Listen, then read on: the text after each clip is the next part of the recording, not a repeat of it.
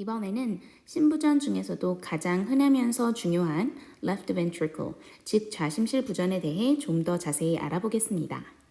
우선 기본적으로 신부전을 진단하기 위해서는 심장 초음파, 즉 에코카르디오그램을 해봐야 하는데 이 검사를 통해서 알 수 있는 정보들 중 chamber size, heart wall motion and thickness, left ventricle ejection fraction, 또한 각 밸브들의 기능적 결함, 예를 들어 prolapse, stenosis, regurgitation과 같은 이상 소견이 있는지를 확인해야 합니다. 이때 신부전의 종류를 결정짓는 기준이 되는 ejection fraction, 한국말로는 좌심실 구혈률이라고 하는데 좀 말이 어려워서 그렇지 간단한 이 개념에 대해 좀 더 자세히 알아보겠습니다.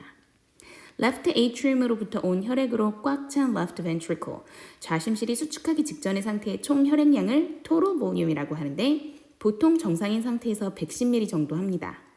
그리고 left ventricle이 최대 수축해서 에어리아로 보내는 혈액의 양을 stroke volume이라고 하는데 그 양이 정상에서 70ml 정도 하기 때문에 여기서 ejection fraction, 즉 좌심실이 얼마나 효율적으로 혈액을 수축하여 내보는지에 대한 백분율은 70 나누기 110 곱하기 100으로 구하면 대략 64%가 정상으로 나오게 됩니다. 그래서 실제 EF의 정상 범위는 대부분 50에서 70%로 이보다 낮은 40에서 50%의 경우 경계성에 해당하는 borderline이고 40%보다 낮은 심박출률을 보이는 경우 좌심실의 수축 기능이 줄어들었다는 의미의 systolic heart failure라고 구분할 수 있습니다. 이런 systolic heart failure를 초래하는 가장 흔한 원인에는 허혈성 심장질환이라고 불리는 ischemic heart disease가 있는데 이는 원래 coronary atherosclerosis에 의해 심혈관이 좁아지고 그로 인해 심장에 혈액과 산소 공급이 잘 안 됨으로써 심근역에 데미지가 와서 펌프질을 잘 못하게 된 경우를 말합니다.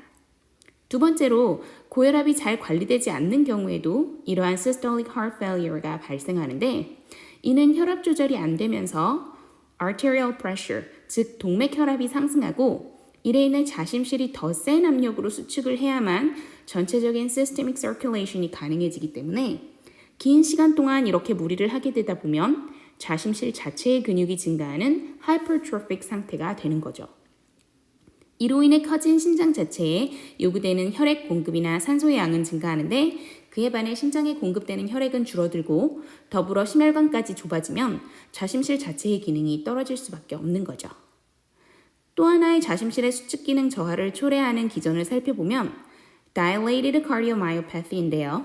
이는 좌심실 자체가 커지면서 이로 인해 preload, 즉 수축 직전에 꽉 찬 심실의 혈액량이 증가하게 되고 수축해야 하는 수축력도 커지게 되죠. 하지만 이런 상황이 오랜 기간 지속되다 보면 결과적으로 심근이 얇아지고 약해지면서 마치 바람 빠진 풍선처럼 오히려 수축력이 점점 떨어지는 상태로 변하게 됩니다. 이 외에도 수축성 신부전 위험 요소에는 판막 이상으로 심장 내 혈액 흐름이 불안정한 경우나 부정맥, 심장질환, 당뇨, 비만, 그리고 pulmonary embolism을 들 수 있습니다.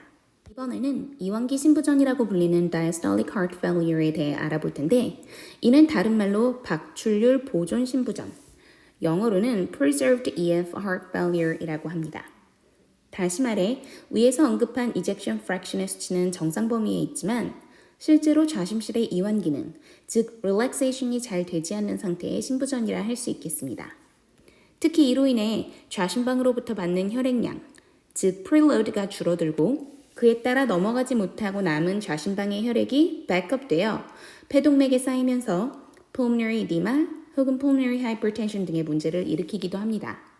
또한 preload 자체가 줄어든 상태이므로 좌심실이 수축해서 내보낼 수 있는 혈액량도 줄어들기 때문에 실제로 몸 안의 혈액순환이 잘 안 되는 상태가 초래됩니다.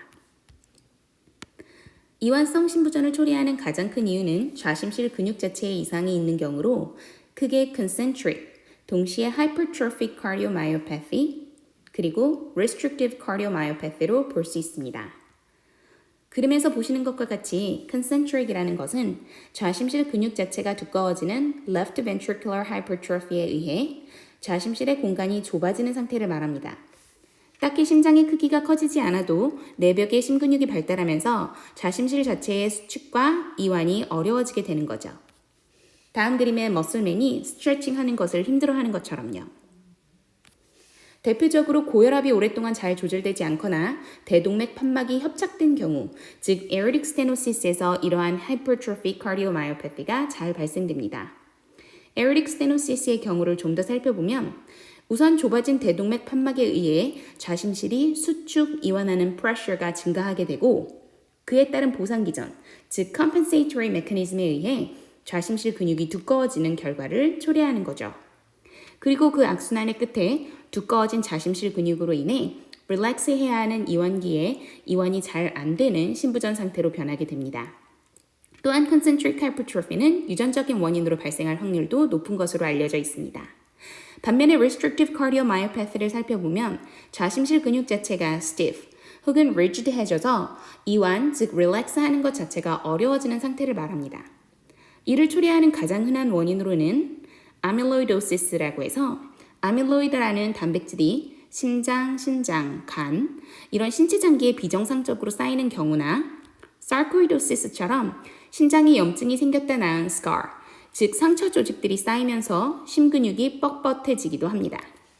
또한 유전적인 이유로 아연이 넘쳐나는 질병인 히모크로마토시스의 경우에도 이런 restrictive cardiomyopathy가 발생하기도 합니다.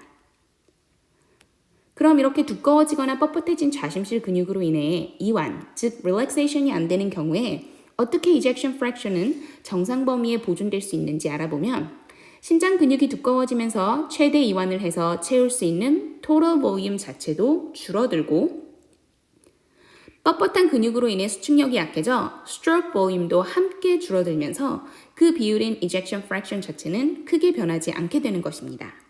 예를 들어 total volume이 90ml로 줄어든 상태의 hypertrophic cardiomyopathy의 경우 1회 박출량도 57ml로 줄어들면서 실제 그 비율인 ejection fraction은 57 나누기 90 곱하기 100으로 여전히 64%의 정상 범위에 속해 있게 됩니다. 이러한 좌심실 부전에서 가장 중요한 치료의 목표는 신장에 최대한 무리를 주지 않는 것인데 대표적인 환자 교육에 고혈압, 고지혈증, 당뇨와 같은 성인병 관리를 철저히 해야 하고 소금이나 과도한 수분 섭취를 줄이고 꾸준히 운동하고 매일 아침 몸무게를 체크해서 몸무게가 갑작스럽게 증량된 경우 이뇨제를 추가적으로 섭취할 수 있어야 합니다. 예를 들어 신부전 환자의 경우 하루에 갑작스럽게 2kg 늘어났다면 이때 2kg는 절대 지방에 의해 살이 찐 것이 아니고 몸 안에 쌓인 수분의 무게입니다. 이처럼 우렬성 신부전, 즉 congestive heart failure의 경우 fluid overload로 인해 신장 자체에 너무 큰 무리를 주기 때문에 이뇨제를 섭취해야 하는데 가장 흔하게 처방되는 이뇨제는 Lasix 혹은 뷰맥스와 같은 loop diuretic을 많이 쓰고 이 외에도 hydrochlorothiazide, spironolactone, metolazon과 같은 약물도 처방될 수 있습니다. Systolic heart failure, 즉 ejection fraction이 40% 미만인 경우의 환자들에게 사용되는 항고혈압 제제 중에 RAS 시스템이라고 불리는 간, 폐, 심장, 신장에 의한 혈압 조절 메커니즘에 작용하는 ACE inhibitor 혹은 angiotensin II receptor blocker 라는 클래스의 약물이 있는데 이들의 역할은 심혈관 자체를 넓혀주고 전부하, 과부하에 해당하는 preload, afterload의 양을 줄여줌으로써 수축에 의한 심근벽에 미치는 스트레스를 줄여주고 심박출량을 늘려주는 효과가 있습니다. 단, ACE inhibitor 혹은 ARBs의 경우 nephrotoxic, 즉 신독성을 가진 약물이라 신장 기능이 급성으로 악화된 경우 사용을 자제해야 합니다. RAS 시스템에 대한 더 많은 얘기는 따로 만들어진 영상을 참고해주세요. 마지막으로 환자의 수축력이 현저히 떨어져 EF가 20에서 25% 미만의 경우 3개월 정도 aggressive medical management를 하면서 sudden cardiac death를 대비하여 external life vest, 즉 조끼처럼 입는 defibrillator를 착용하며 상태를 지켜보다가 그래도 ejection fraction이 나아지지 않으면 ICD, 즉 implantable cardioverter defibrillator를 삽입하도록 권하게 됩니다. Quick wrap up. Left ventricular heart failure can be classified by systolic and diastolic. Systolic heart failure demonstrates a reduced contraction with ejection fraction less than 40%. Diastolic heart failure demonstrates impaired relaxation with a preserved ejection fraction.